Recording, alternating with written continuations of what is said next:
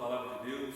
Vamos dar início a este momento de louvor a Deus, de adoração ao Senhor e também de estudo e aprendizado da Sua Palavra, lendo a Palavra de Deus na primeira carta de Pedro, 1 Pedro, capítulo 1, versículo 14 em diante. A Palavra de Deus diz assim: como filhos da obediência, não vos amoldeis às paixões que tinhas anteriormente na vossa ignorância. Pelo contrário, segundo é santo aquele que vos chamou, tornai-vos santos também vós mesmos, em todo o vosso procedimento, porque escrito está: sede santos, porque eu sou santo. A vontade de Deus para a minha vida e para a sua vida é que nós a cada dia mais e mais vivamos mais e mais longe do pecado e vivamos uma vida cada vez mais consagrada e dedicada ao Senhor, uma vida de consagração, uma vida de santidade. O reverendo Hernandes Aslock disse certa feita que o pecado te afasta de Deus, mas a santidade te afasta do pecado e te aproxima de Deus. Que esse seja o meu desejo e o seu desejo, manter-nos longe de toda a aparência do mal, a fim de vivermos uma vida de santidade para a honra e para a glória do Senhor. Quero convidar você a orar neste momento e colocar a sua vida diante de Deus, pedir ao Senhor que fortaleça o seu coração, para que ele seja firme no Senhor, firme na sua palavra, firme no propósito de dar uma vida de obediência a Deus, uma vida de santidade, firme para não se contaminar neste mundo, como Daniel, que decidiu firmemente não se contaminar com as finas iguarias do rei, mas viver uma vida de santidade. Vamos orar ao Senhor neste momento e colocar a nossa vida diante de Deus. Santo Deus, poderoso Pai, te louvamos, te bendizemos, te glorificamos, Deus, por tudo que Tu és. Queremos te adorar na beleza da Tua santidade, porque santo, santo, santo é o Senhor. Ó Deus, e Tu és digno, Pai, merecedor de todo louvor, toda honra, toda glória e toda adoração. Deus, prepara nossos corações para este momento de louvor ao Senhor, de glorificar e exaltar o Seu nome. Prepara o nosso coração, Deus, para te adorar em espírito e verdade. Prepara o nosso coração, Deus, para também ouvir a Tua palavra, Deus, vai ser refletida aqui nesse momento, Deus.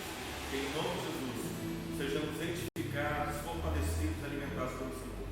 Deus, queremos pedir ao Senhor que nos abençoe, nos aperfeiçoe cada dia, molda para o nosso caráter, forge o nosso caráter, para que possamos, ó Pai, Senhor Deus, viver uma vida de santidade para a honra e para a glória do Senhor. Que o nosso coração seja firme, ó Deus, a cada dia, para viver para os Teus propósitos, para viver a Tua palavra, que não façamos concessões, que não abramos mão de princípios, ó Pai, Senhor Deus, não negociemos princípios, mas que dia após dia o nosso coração, nossa vida seja firme, siga firme em fazer a Sua vontade, em obedecer a Ti, em viver uma vida de santidade, uma vida agradável ao Senhor.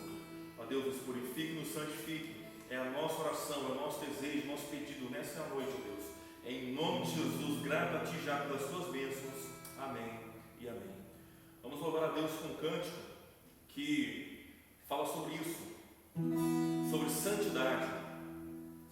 Diga que você quer viver a cada dia uma vida agradável ao Senhor, glorificar a Ele com o seu falar, com o seu agir, com o seu pensar, com toda a sua vida, glorificar e exaltar o nome do Senhor. Vamos louvar a Deus com este cântico que tem como tema o título Chuva de Santidade.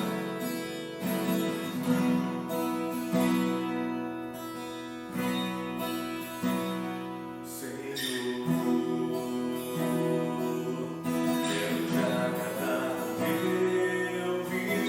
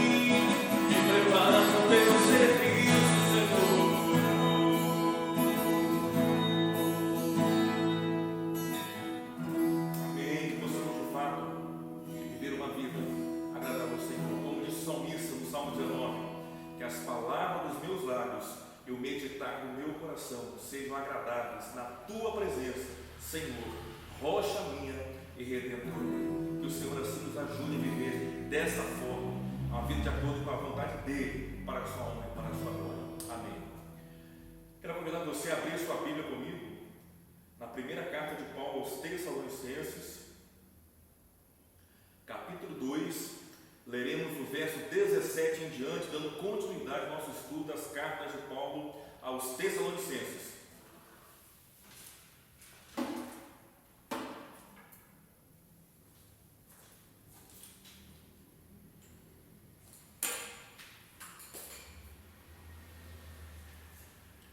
Primeira carta de Paulo aos Tessalonicenses, capítulo 2, verso 17 em diante. A palavra de Deus diz assim: Ora, nós, irmãos, orfanados por breve tempo de vossa presença, não porém no coração, com tanto mais empenho, diligenciamos com grande desejo ir ver-vos pessoalmente. Por isso, quisemos ir até vós, pelo menos eu, Paulo, não somente uma vez, mas duas. Contudo, Satanás nos barrou o caminho.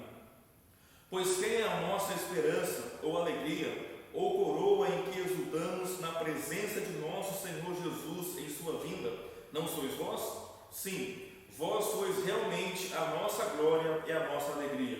Pelo que, não podendo suportar mais o cuidado por vós, pareceu-nos bem ficar sozinhos em Atenas, e enviamos nosso irmão Timóteo, ministro de Deus no Evangelho de Cristo, para, em benefício da vossa fé, confirmar-vos e exortar-vos, a fim de que ninguém se inquiete com estas tribulações, porque vós mesmos sabeis que estamos designados para isto. Pois, quando ainda estávamos convosco, predissemos que íamos ser afligidos, o que de fato aconteceu e é do vosso conhecimento. Foi por isso que, já não me sendo possível continuar esperando, mandei indagar o estado da vossa fé, temendo que o tentador vos provasse e se tornasse inútil o nosso labor. Agora, porém, com o regresso de Timóteo, vindo do vosso meio, trazendo-nos boas notícias da vossa fé e do vosso amor, e ainda de que sempre guardais grata lembrança de nós, desejando muito ver-nos, como aliás também nós a vós outros. Sim, irmãos, por isso fomos consolados acerca de vós, pela vossa fé, apesar de todas as nossas privações e tribulação, porque agora vivemos, se é que estáis firmados no Senhor, pois fiação de graças podemos tributar a Deus, no tocante a vós outros, por toda a alegria com que nos regozijamos por vossa causa, diante do nosso Deus, orando noite e dia, com máximo empenho para vos ver pessoalmente e reparar as deficiências da vossa fé. Ora, o nosso mesmo Deus e Pai, e Jesus, nosso Senhor, dirijam-nos o caminho até vós, e o Senhor vos faça crescer e aumentar no amor uns para com os outros e para com todos, como também nós para convosco, a fim de que seja o vosso coração confirmado em santidade, isento de culpa, na presença de nosso Deus e Pai, na vinda de nosso Senhor Jesus, com todos os seus santos. Amém. O Senhor Deus aplica a sua palavra aos nossos corações. Irmãos, aqui temos um exemplo de um grande líder, de um grande pastor, de um grande servo de Deus, que pastoreou a igreja, que cuidou da igreja, que zelou pela igreja.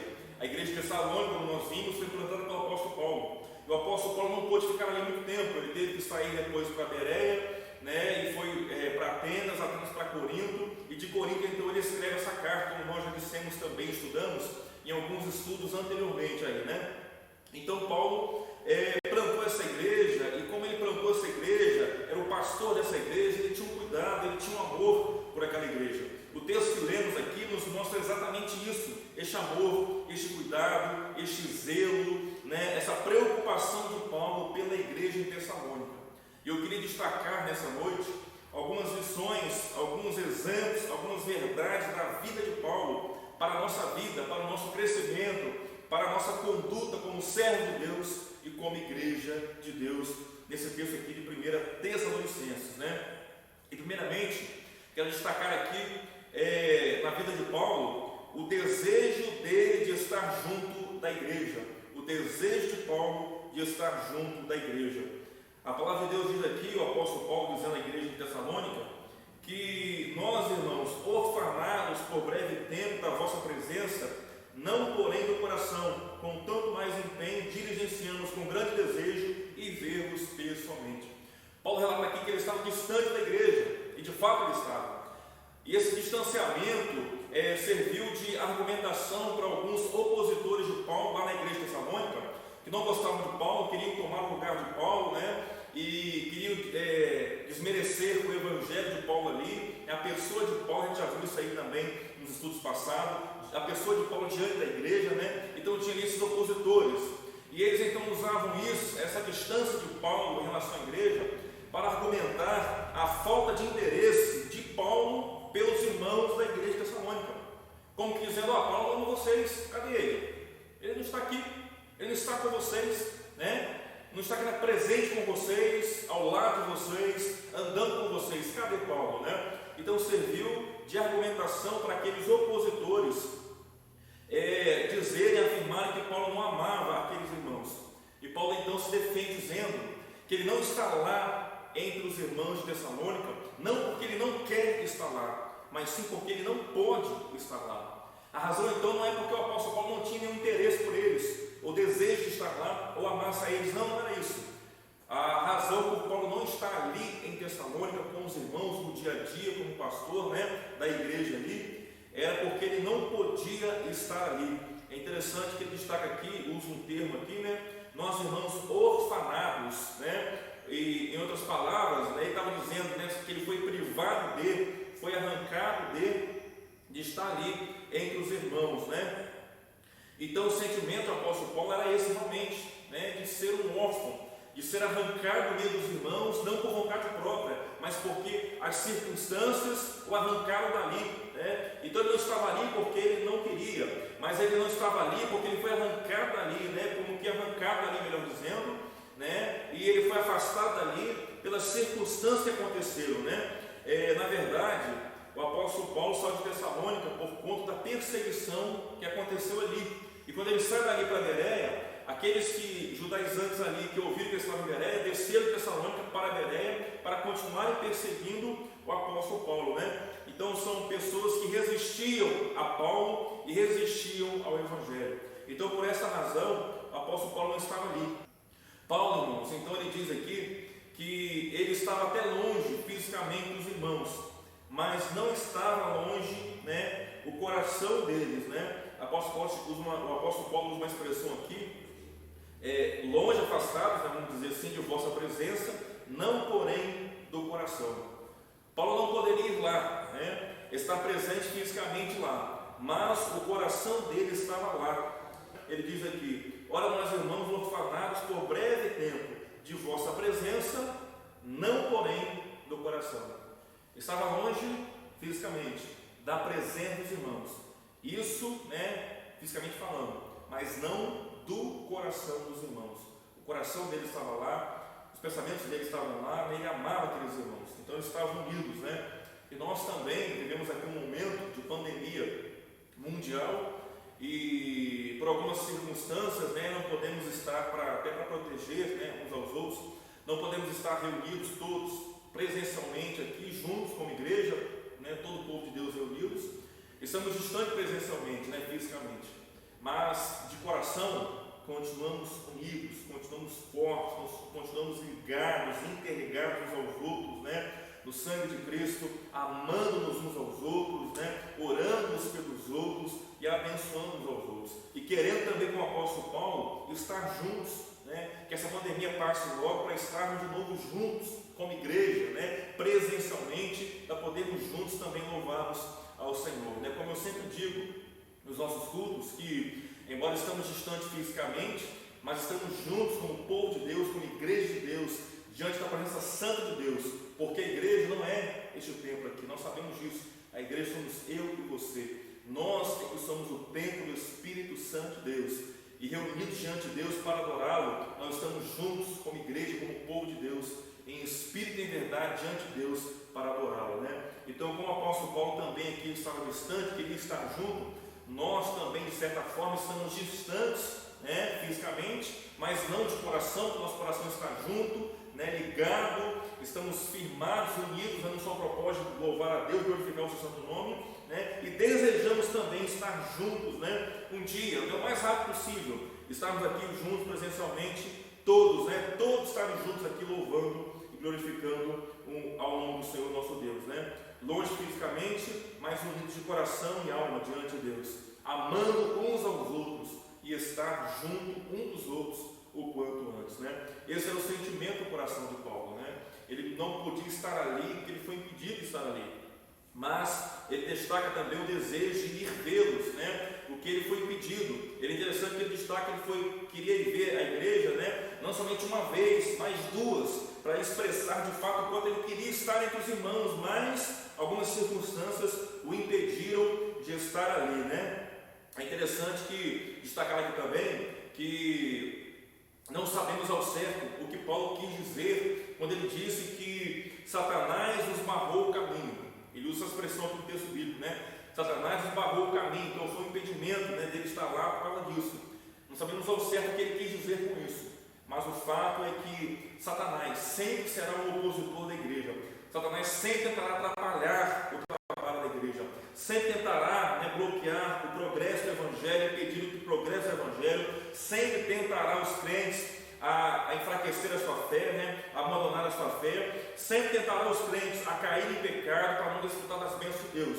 Ele sempre será o inimigo da igreja, ele sempre será o opositor, mas nós sabemos também que acima dele e de todos e de todas as coisas, de tudo, está o Senhor, o nosso Deus, controlando tudo, reinando sobre tudo. Isso tudo acontece segundo a sua permissão, segundo a sua vontade e segundo o seu propósito, né? Então o Senhor, nosso Deus, reina soberanamente, né? Então Deus está no controle de todas as coisas, né? Se o apóstolo Paulo então destaca, né, irmãos, que ele queria estar junto à igreja, o apóstolo Paulo desejava estar ali com a igreja, o que ele foi impedido, né, por Satanás, que barrou o caminho. E é interessante destacar aqui também o seu interesse estar na igreja, que ele, para provar o amor e o zelo, né, pelos irmãos recém-convertidos, ele mandou até lá Timóteo, né, o jovem pastor Timóteo. Se ele não tivesse interesse pela igreja, será que ele teria enviado Timóteo? Será que ele desejaria, como ele desejou, que Timóteo viesse logo ao seu encontro lá em Corinto, e os dois se encontraram em Corinto? Paulo então escreve essa carta aos Tessalonicenses. Será que ele teria esse desejo no coração para encontrar Timóteo logo para ter notícia da igreja? Será que ele também escreveria essa carta para a igreja? É claro que aqueles opositores não tinham a razão nenhuma, né? E a igreja de fato acreditava, né, que Paulo realmente os amava, que não estava ali não porque não queria, mas porque por algumas circunstâncias e fatos ele foi impedido de estar ali, né? Mas o seu coração, o seu zelo, o seu cuidado, o seu amor pela igreja continuavam intensos, continuavam mesmo. Ele amava aqueles irmãos, ele amava aquela igreja. Como cristãos, queridos, devemos saber que algumas circunstâncias fogem do nosso controle. Nós não temos o controle sobre elas, né? Fatos que não entendemos muitas vezes o porquê de estarem acontecendo, de acontecerem conosco. Perguntas que muitas vezes ficam sem respostas. Mas o fato que nós sabemos, e como disse agora há pouco, é que Deus está no controle de todas as coisas. Ele age da forma que quer, no tempo que quer, da maneira que quer. Nós temos que aprender a esperar e confiar em Deus na sua direção, né? Embora que muitas vezes não sabemos o porquê, não encontramos resposta para algumas coisas, não entendemos o porquê está acontecendo algumas circunstâncias, né? Algumas perguntas ficam sem resposta, mas sabemos que Deus está no controle, trabalhando para o nosso bem. O apóstolo Paulo chega a dizer na carta aos Romanos, né? Sabemos que todas as coisas cooperam para o bem daqueles que amam a Deus, daqueles que foram chamados segundo o seu propósito. A nossa vida está nas mãos de Deus e Ele a conduz segundo o seu querer e segundo a sua vontade. Satanás pode trabalhar, né? Pode se opor, mas ele só fará alguma coisa se Deus permitir. Se não permitir, ele não consegue fazer. Se permitir, ele pode fazer. Ele só faz dentro do período que Deus delimitou para ele, né? E quando Deus permite, irmãos, nós sabemos, cremos, né? E a palavra de Deus nos diz isso. É porque Deus tem um propósito. Deus tem um propósito. Paulo não voltou para Tessalônica, mas enviou Timóteo para lá. Dali ele foi, né, para Bereia, né? De Bereia Atenas pregou o evangelho, pessoas se converteram, foi para Corinto, né, pregou o evangelho, pessoas se converteram. Olha só como Deus dirigiu a obra, né? Mas não faltou obreiros para cuidar daquela igreja, né? Então Deus está no controle de tudo. Satanás se opôs, mas Deus estava cumprindo os seus propósitos, e nada pode impedir o agir e o cumprir dos propósitos de Deus na vida dos seus servos, né? Na vida da sua igreja.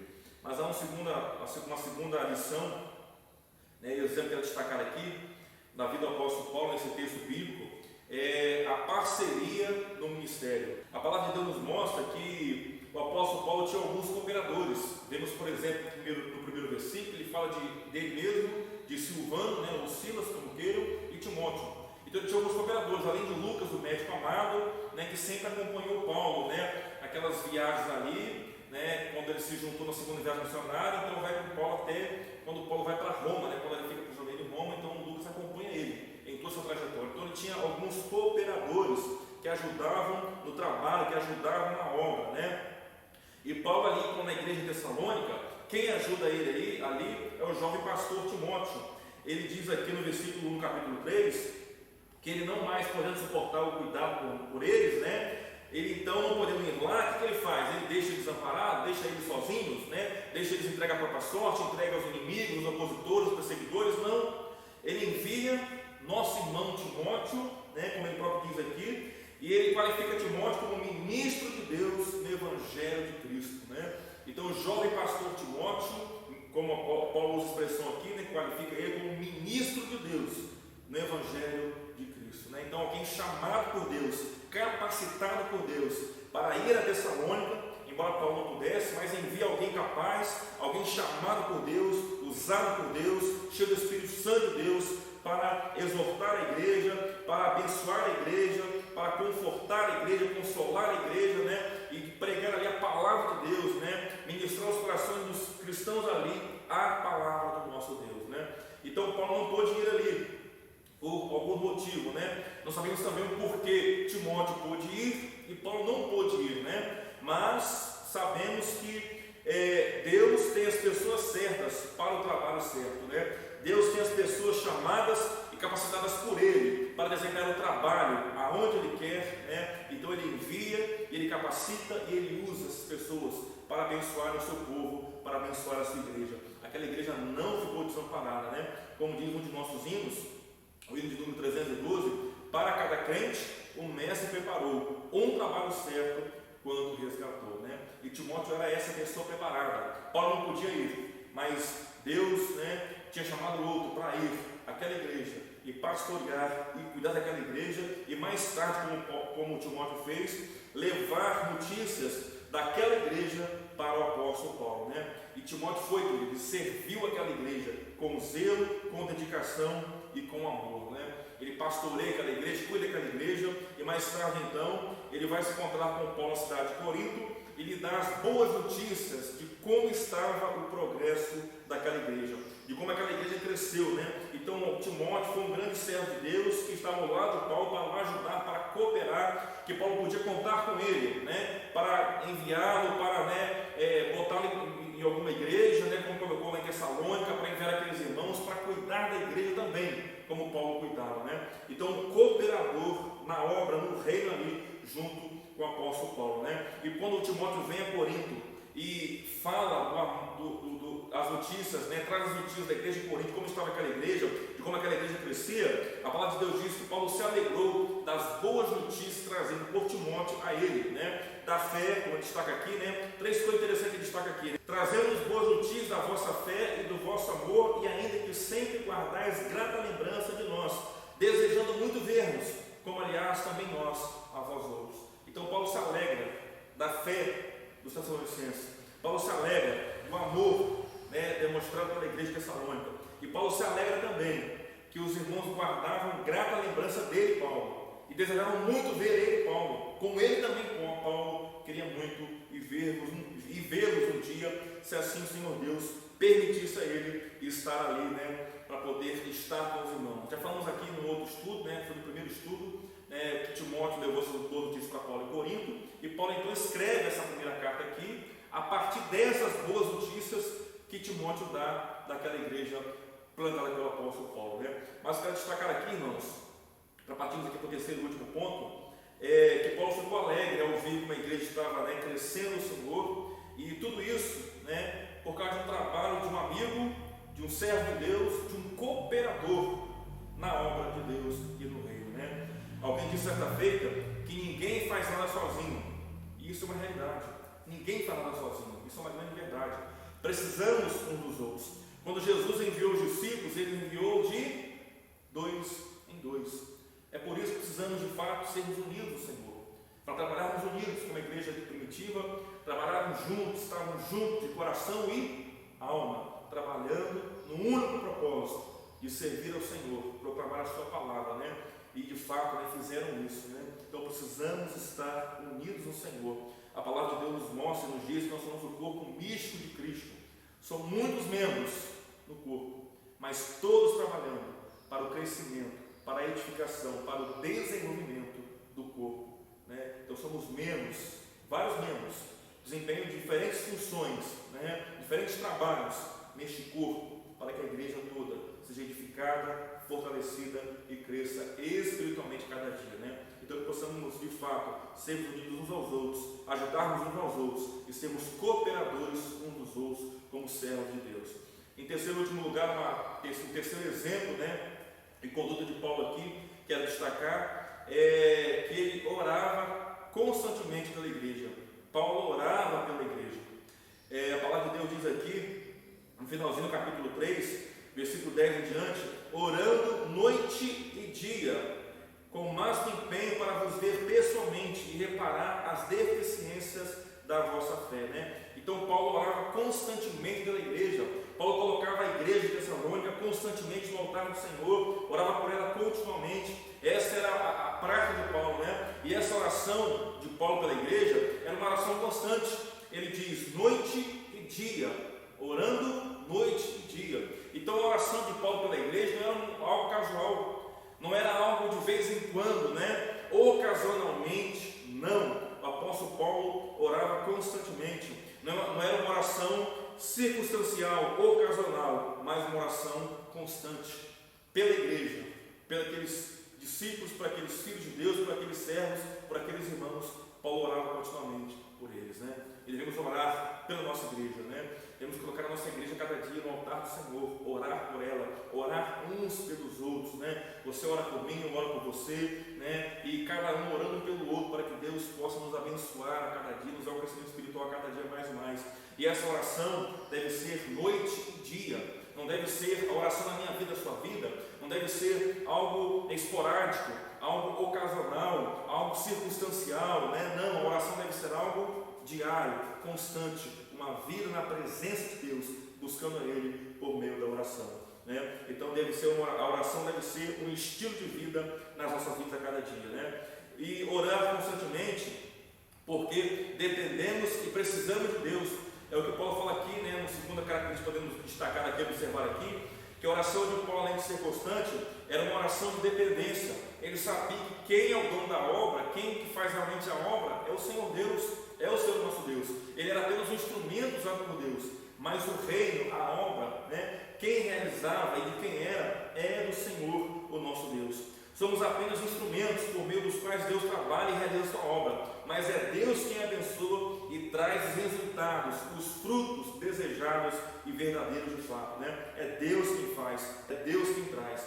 Então Paulo pede a Deus para que Deus dirija o caminho, né, até eles, faça crescer e aumentar o amor de uns pelos outros e para com todos, inclusive da igreja para com ele, né? Então Paulo roga a Deus para que abençoe a igreja, para que edifique a igreja, para que a igreja pudesse, né, eles pudessem ter o caminho dirigido pelo Senhor, para que o amor deles aumentasse mais e mais, de uns para com os outros, e deles para com o líder, e o líder para com eles, né? Então essa é a oração de Paulo, para que Deus operasse no coração deles, né, trabalhasse no coração deles, para que eles crescessem espiritualmente como servos de Deus, amando verdadeiramente e sinceramente uns aos outros, né? Porque o amor, né? Deus é amor e o amor procede de Deus, e todo aquele que ama procede de Deus, né? Quem não ama não conhece a Deus, como diz a palavra de Deus, né? Porque Deus é amor. Por isso a importância de nos amarmos uns aos outros verdadeiramente e sinceramente, né? No amor de Cristo, né? Paulo então continua dizendo, né, que o coração deles fosse confirmado em santidade, isento de culpa, na presença de Deus e Pai, na vinda de nosso Senhor Jesus, com todos os seus santos. Paulo continua orando nessa intercessão por eles, pedir para que Deus também firmasse o coração deles em santidade, isento de culpa, né, para que no último dia, no dia da volta de Cristo, eles fossem apresentar diante de Deus, né, uma vida de santidade, de consagração a Deus. Como falamos aqui no começo do nosso trabalho, a santidade é o desejo de Deus para cada um de nós, santidade é o modelo de Deus para nós, santidade é o padrão de Deus para cada um de nós. É assim que devemos viver uma vida de santidade, né? Santidade, né? Ser santo é ser separado, né? Separado para o quê? Para viver uma vida para a honra e para a glória de Deus.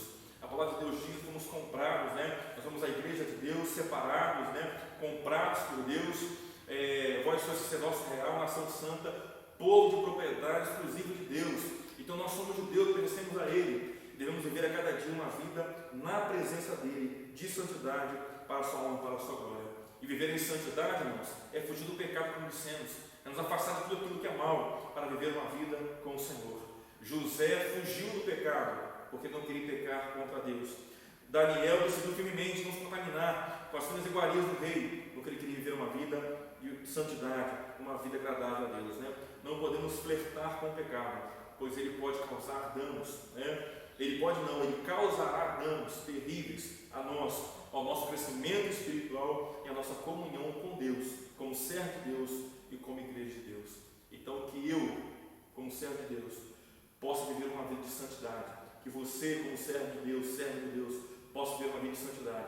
E isso vai refletir, irmãos, na nossa vida como igreja. Vai ver a igreja cada vez mais pura, mais santa, mais cheia de Deus, do Espírito Santo de Deus, transbordando a cada dia a vida, a presença de Deus no seu dia a dia, né, como igreja, como povo de Deus, né? Precisamos e devemos viver em santidade, que possamos orar como Paulo e seguir dia a dia o que nos exortou o Senhor Jesus em Apocalipse, né, no finalzinho do capítulo 22, quando diz lá: o santo continue a santificar-se, pois eis que venho sem demora. É o que Paulo fala aqui, em outras palavras, né? Na presença de nosso Deus e Pai, na vinda de nosso Senhor Jesus com todos os seus santos. Ele orava para que Deus preservasse a igreja santa, para que o santo continuasse a santificar-se, para que no último dia, o dia da volta de Cristo, ele encontrasse sua igreja santa, purificada, separada para Ele mesmo, né? Para o Cordeiro de Deus, para o nosso noivo, né? Que possamos de fato viver uma vida de santidade. Como nós vimos, irmãos, aqui nesse final do capítulo 2 e capítulo 3 de 1 Tessalonicenses, essas três lições que destacamos aqui, que nós também como igreja de Deus, que possamos amar uns aos outros, né, verdadeiramente e sinceramente, que o nosso amor pela igreja e uns pelos outros seja aumentado cada vez mais e mais, né? Possamos ter de fato a alegria de estarmos juntos, de podermos flutuar juntos, de estar juntos dos irmãos, de amar os irmãos, de orar pelos outros, da alegria do irmão ser a minha alegria, da dor do irmão ser a minha dor, chorar com os que choram, se alegrar com os que alegram, que possamos de fato, embora nesse momento de pandemia, estarmos distantes presencialmente, fisicamente uns dos outros, mas que possamos nunca estar distantes, espiritualmente, né, com o coração, mas que possamos estar unidos diante de Deus, como igreja viva, como uma igreja unida no Senhor, né, para viver a sua vontade, a sua palavra a cada dia, que possamos de fato, né, ser unidos no Senhor, o nosso Deus, que trabalhemos juntos, unidos, ajudando uns aos outros, porque precisamos uns dos outros, necessitamos uns dos outros, ninguém faz nada sozinho, como eu disse, né? Então precisamos uns dos outros, cada trabalho feito por cada um de nós, por menor que sejam nossos olhos, é importantíssimo, num todo, no crescimento todo, que é o corpo de Cristo, a igreja de Deus, que oremos a cada dia pela igreja, que sustentemos a igreja em oração, né? Não entenda mal essa expressão, né? Sustentar, porque quem sustenta é o Senhor Deus, mas possamos botar a nossa vida, né? A vida da nossa igreja em oração diante de Deus, rogando a Ele que nos abençoe a cada dia, possamos colocar a nossa vida, né? Esse sentido que eu digo aqui de sustentar, que possamos a cada dia colocar a vida da nossa igreja em oração, orar por ela continuamente a Deus, para que Deus possa continuar nos sustentando, nos abençoando e dando crescimento espiritual e numérico, né? E nos ajudar a cada dia a testemunhar Deus na nossa vida como um todo. Que possamos de fato viver uma vida de santidade que agrade e glorifique a Deus, né? Fomos comprados por Deus, separados por Deus, para viver uma vida de santidade para a sua honra e para a sua glória, né? Que almejamos a cada dia mais e mais sermos santos, até o grande e glorioso dia em que seremos santos como o santo é o Senhor. Como eu sempre digo, né?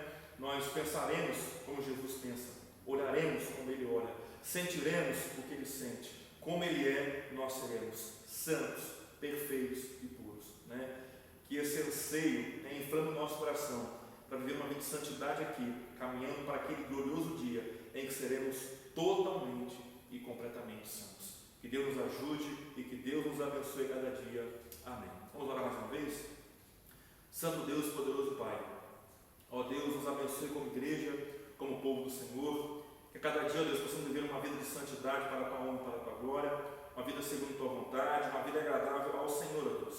Que possamos a cada dia nos amar uns aos outros, perdoar uns aos outros, zelar uns pelos outros, ó Pai, nos alegrar uns com os outros, entristecer com aqueles que são tristes, ó Deus, orar por eles, ó Pai, Senhor Deus, ó Pai, nos compadecermos uns dos outros, ajudarmos aos outros, e o fato de sermos um corpo, ó Deus, unido no Senhor, que ajuda um ao outro, que sustenta um ao outro, ó Deus, que está ali ao lado um do outro, para que juntos possamos crescer como igreja do Senhor, ó Deus.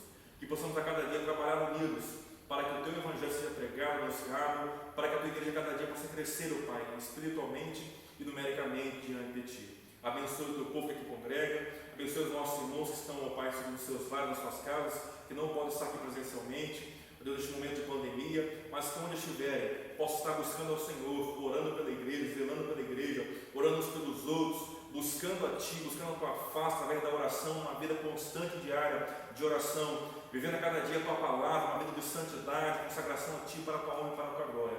Abençoe o Teu povo, onde estiver, ó Pai, e que essa pandemia, ó Pai, possa passar logo, ó Deus, que o Senhor possa enviar a cura, ó Pai, que o Senhor possa, ó Pai, Senhor Deus, cessar, ó Pai, este mal, para que possamos, ó Pai, viver uma vida, Pai, abençoada por Ti, desfrutar do momento novamente, para estarmos aqui juntos, reunidos, presencialmente, como o Teu povo, como a Tua igreja, Te louvando e Te adorando para todo sempre.